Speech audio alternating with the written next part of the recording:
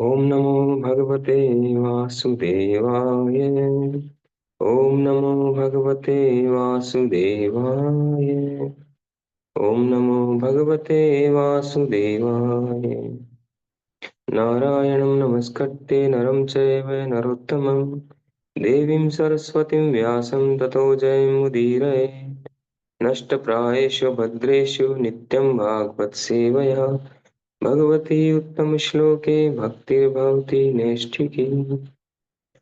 श्रीमद् भागवतम स्कंद एक अध्याय दो श्लोक संख्या एक। दिव्यता तथा दिव्य सेवा।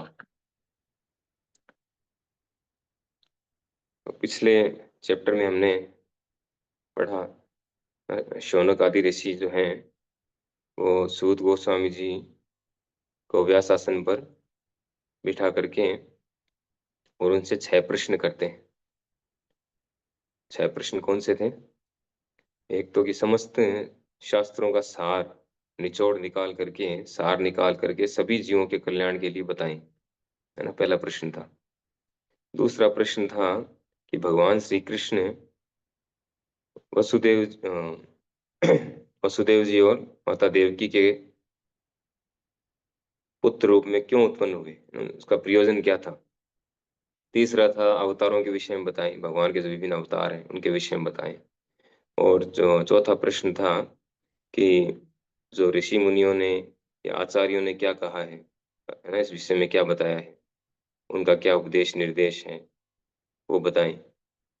और फिफ्थ क्वेश्चन था वो था कि विभिन्न अवतारों में आकर के भगवान ने क्या क्या लीलाएं की, क्योंकि उनकी लीलाएं कथाएं जो हैं सुनने से हमारा कल्याण होता है सभी जीवों का, तो उसके बारे में बताएं। और अंतिम जो प्रश्न था जो पहले चैप्टर का अंतिम श्लोक, कि जब भगवान श्री कृष्ण अपने धाम वापस चले गए हैं तब धर्म ने किसका आश्रय लिया। तो ये 6 प्रश्न थे। तो अब दूसरे चैप्टर में यहाँ से फिर शुरू करते हैं उत्तर देना। व्यास उवाच इति सम्प्रश्न संहृष्ट विप्राणां रोमहर्षणि प्रतिपूज्ये वचस्तेषां प्रवक्तुं परोक्तम उपचक्रमे। रोमहर्षण के पुत्र उग्र श्रवा यानी सूत गोस्वामी ने ब्राह्मणों के सम्यक प्रश्नों से पूर्णतः प्रसन्न होकर उन्हें धन्यवाद दिया और वे उत्तर देने का प्रयास करने लगे। तात्पर्य बहुत छोटा है इसका।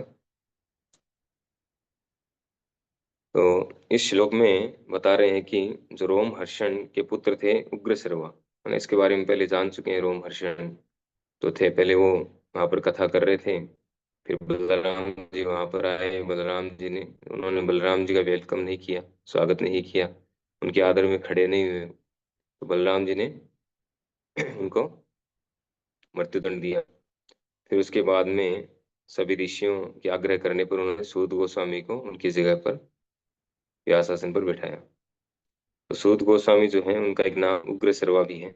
और उन्होंने उनसे जब प्रश्न पूछे गए तो प्रश्नों से क्या हुआ, प्रसन्न हो गए,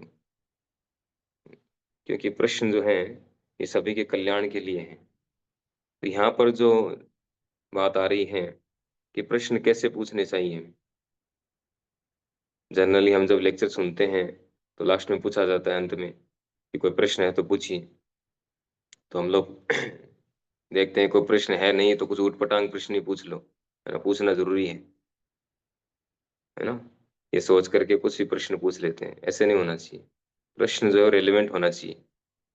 दूसरा वो हमारे और सभी के कल्याण के लिए होना चाहिए, ऐसा प्रश्न होना चाहिए। जैसा कि ऋषि मुनियों ने पूछा कि समस्त शास्त्रों के सार को बताइए आप, और वो भी केवल हमारे लिए नहीं, समस्त जीवों के कल्याण के लिए। जैसे प्रभुपाद जी ने जो तात्पर्य किए हैं वो सरल भाषा में देखिए, प्रभुपाद जी अमेरिका जाके प्रचार किया। प्रभुपाद जी ने अमेरिकन लोग जो हैं या विदेशी फॉरेन वाले हैं वो बिल्कुल नहीं जानते भगवान के विषय में, कोई जानकारी नहीं है उनको।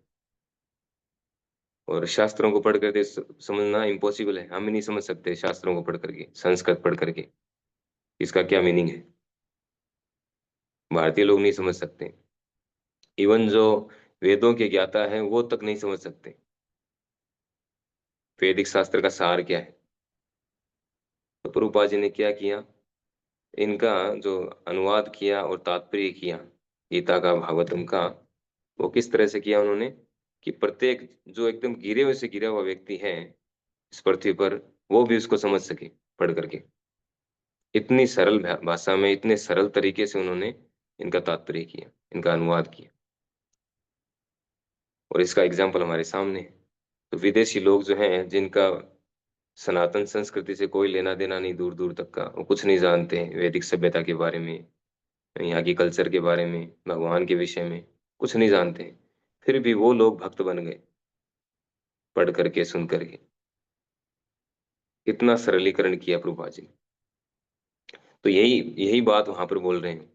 यहाँ पर जो शौनक आदि ऋषि यही रिक्वेस्ट कर रहे हैं इनसे, सूत गोस्वामी जी, कि हमें एकदम इतना सरल करके बताइए कि हम भी समझ पाए, और जो कलयुग के पतित जीव हैं, क्योंकि कलयुग शुरू हो चुका है, उनका कंसर्न था कलयुग शुरू हो चुका है, तो कलयुग के पतित से पतित जीव भी इसको समझ पाए, इतना सरल करके, और हमें ये बताइए। सूत गोस्वामी जी से रिक्वेस्ट करते हैं। तो ऐसे इस तरह से प्रश्न होने चाहिए। तो स्वयं हमारा कल्याण भी हो उसमें, और दूसरों का कल्याण भी हो। दूसरा जो प्रश्न था कि भगवान श्री कृष्ण क्यों प्रकट हुए, उसके पीछे क्या उद्देश्य था, प्रयोजन क्या था, ये बहुत महत्वपूर्ण प्रश्न है। जनरली लोग जो हैं जानते नहीं है साधारणतया, और बस ठीक है, भगवान का प्राकट्य दिवस आता है, जन्माष्टमी है, रामनवमी है, थोड़ा फॉर्मेलिटी के लिए मना लेते हैं, अपना एंजॉयमेंट करते, उसमें भी अपना एंजॉयमेंट करते हैं, जिज्ञासा नहीं करते कि भगवान यहाँ पर क्यों आते हैं, क्यों प्रकट होते हैं, बिल्कुल जिज्ञासा नहीं करते। तो ये जिज्ञासा होना जरूरी है कि आखिर भगवान को यहाँ आने की क्या जरूरत पड़ी। भगवान श्री कृष्ण जो गोलोक धाम में रहते हैं, जो नित्य धाम है भगवान का, जहाँ हर समय वो आनंद में रहते हैं, लीलाएं करते रहते हैं, उनको इस पृथ्वी पर आने की क्या आवश्यकता थी, क्या उद्देश्य था, क्या प्रयोजन था। ये तो सबसे थर्ड क्लास जगह है इस ब्रह्मांड में भी। जो है वो उच्च लोग भी हैं, स्वर्ग आदि उच्च लोग हैं, जहाँ ज्यादा फैसिलिटीज हैं हजारों गुना, वहां भी नहीं गए भगवान, यहाँ उतरती है पृथ्वी पर। पृथ्वी के नीचे वाले जो लोग हैं वहां भी बहुत ज्यादा फैसिलिटी है, उनको बिल्व स्वर्ग बोलते हैं। पृथ्वी को, भूमंडल को भौम स्वर्ग बोलते हैं, ऊपर वाले को स्वर्ग बोलते हैं। तो और भूमंडल में भी जो पृथ्वी है जिस पर हम रह रहे हैं, इसके अलावा जो भूमंडल है, बहुत बड़ा एरिया जो है, वहां पर और ज्यादा फैसिलिटी है यहाँ से, यहाँ तो कुछ नहीं फैसिलिटी।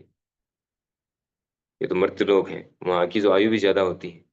भूमंडल में भी जो अलग अलग विभाग हैं, वहाँ के लोगों की आयु 1000 वर्ष, 10,000 वर्ष ऐसे होती है, अलग अलग। किम पुरुष वर्ष है, भारतवर्ष है, अलग अलग जो है, इलावर्त, अलग अलग नाम है।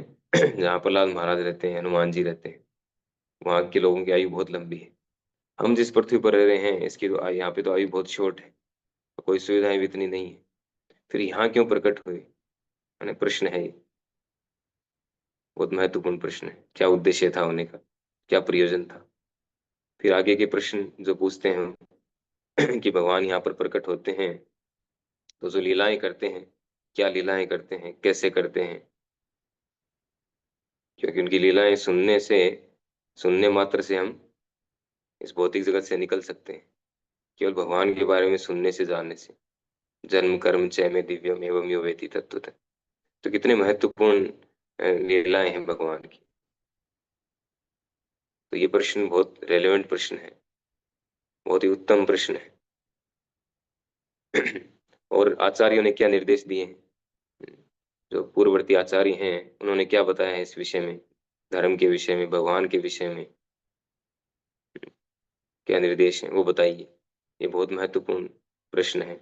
आजकल लोग जानना ही नहीं चाहते हैं। आजकल तो तथाकथित इतिहास पढ़ाया जाता है स्कूलों में। जो 200 500 1000 वर्ष पहले जो युद्ध हुए, लड़ाइयाँ हुई, वो भी सब जोड़ तोड़ करके, असलियत नहीं बताते हो, वो सब पढ़ाया जाता है। वास्तविक इतिहास है, उसको नहीं पढ़ाया जा रहा है। इवन ये लोग जो, जिन्होंने ये इतिहास लिखा है अभी, ये 1000 1500 वर्ष पहले का, वो 2000 वर्ष पहले का इतिहास मानते नहीं। वो कहते कुछ नहीं था पहले तो। इस तरह की इनकी सोच, जबकि वास्तविक इतिहास तो ये है। तो ये सब जो है ये प्रश्न पूछते हैं, और अंत में क्या पूछते हैं कि धर्म ने किसकी शरण ली जब भगवान यहाँ से चले गए हैं, क्योंकि भगवान ही धर्म के निर्माता है। धर्मम तो साक्षात भगवत प्रणीतम, भगवान के आदेश निर्देश ही धर्म है, और धर्म की स्थापना करने के लिए आते हैं। और जब वापस भगवान चले गए अपने धाम में, तो फिर धर्म किसके आश्रय में रहा? कितने जो है उत्तम प्रश्न है। तो इस तरह के प्रश्न जब पूछे जाते हैं, तब जो वक्ता है वो प्रसन्न होते हैं। और कोई ऐसे प्रश्न पूछ लें जो रेलिवेंट नहीं है, जिसका कोई लॉजिक नहीं है, हाथ पैर सिर पूछ नहीं है उसका, जिससे कोई दूसरों को फायदा होने वाला नहीं है, तो ऐसे प्रश्नों से कोई ऐसे पूछने नहीं चाहिए प्रश्न। वक्ता कभी प्रसन्न नहीं होंगे। तो कहते हैं इन्होंने प्रसन्न होकर के उन्हें धन्यवाद दिया। सूत गोस्वामी जी ने सबको साधुवाद दिया, धन्यवाद दिया, और उत्तर देने का प्रयास करने लगे। तो हम आगे के श्लोकों में देखेंगे वो कैसे क्या जो है उत्तर देते हैं, है ना। गीता में भगवान कहते हैं कि गुरु के पास जाना और प्रश्न करना उनसे। तद विद्धि प्रणिपातेन परिप्रश्नेन सेवया उपदेशन्ति ते ज्ञानम ज्ञानिनस तत्वदर्शिने। अर्जुन अर्जुन के माध्यम से हमें उपदेश देते हैं। क्या कहते हैं?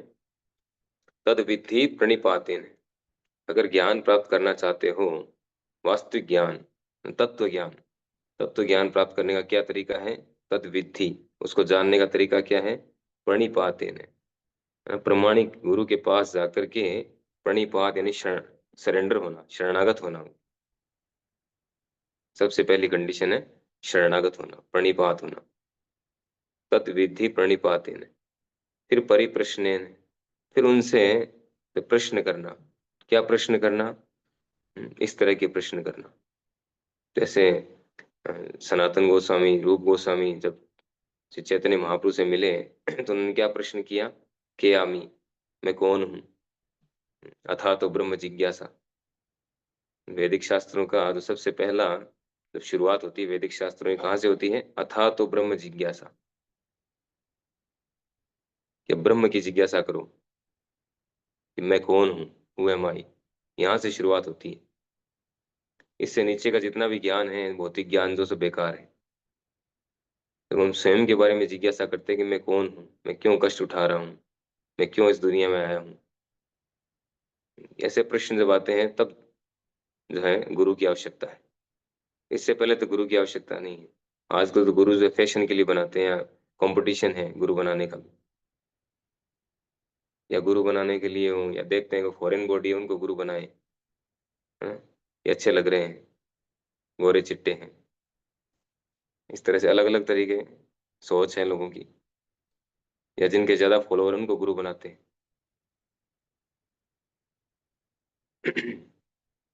बहुत ही समझने की बात है इसको अच्छे से। तो प्रणिपात होना है ना, शरणागत होना, प्रणिपाते ने परिप्रश्न सेवया, और प्रश्न करना, उनसे रेलेवेंट प्रश्न करना, उचित प्रश्न करना, और सेवा करना। एक श्लोक में बताया जाता है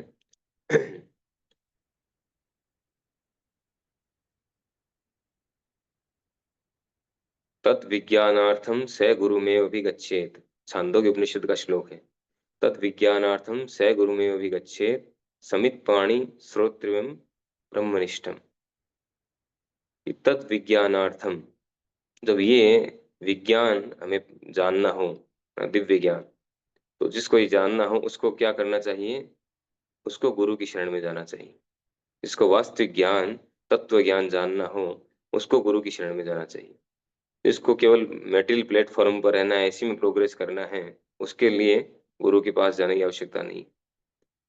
जिसको दिव्य ज्ञान प्राप्त करना है, उसको गुरु की शरण में जाना चाहिए। तद विज्ञानार्थम स गुरु में अभिगच्छे, समित पाणि श्रोत्रियम। और कैसे जाना चाहिए गुरु के पास? बड़ी विनम्रता के साथ, है ना, मुंह में तिनका लगा करके, समित पाणि, हाथ में लकड़ी। पहले जाते थे गुरु के पास तो कैसे जाते थे? गुरुकुल में आपने देखा होगा, सांदीपनि मुनि जी के आश्रम में जाते हैं भगवान श्री कृष्ण, कैसे जाते हैं? लकड़ी का लट्ठा लेकर के जाते हैं, लकड़ियां बहुत सारी, हवन के लिए लकड़ी चाहिए ना, लकड़ियां लेकर के जाते हैं। जब सनातन गोस्वामी जी और रूप गोस्वामी जी जाते हैं श्री चैतन्य महाप्रभु के पास, तो मुंह में तिनका लगा करके जाते हैं। इस तरह से विनम्रता के साथ, विनम्रता का लक्षण है। एक भजन में भी आता है गल वस्त्र कृतांजलि वैष्णव निकटे, दंते तृण करी दाढ़ाई व निष्कपटे। कि गले में वस्त्र डाल के, गले वस्त्र, तो कृतांजलि हाथ जोड़ करके वैष्णव निकटे, वैष्णव के निकट जाना चाहिए। दंते तृण करी, मुंह में, दांत में तिनका लगा करके, दंते तृण करी दाढ़ाई व निष्कपटे, और निष्कपट भाव से जाना चाहिए, शरणागत होना चाहिए। ये तरीका है। तो इस तरह से जो है आगे हम जानेंगे क्या क्या प्रश्न है, बहुत ही सुंदर वर्णन आएगा आगे। हरे कृष्णा। श्रीमद् भागवत महापुराण की जय। श्रील प्रभुपाद की जय।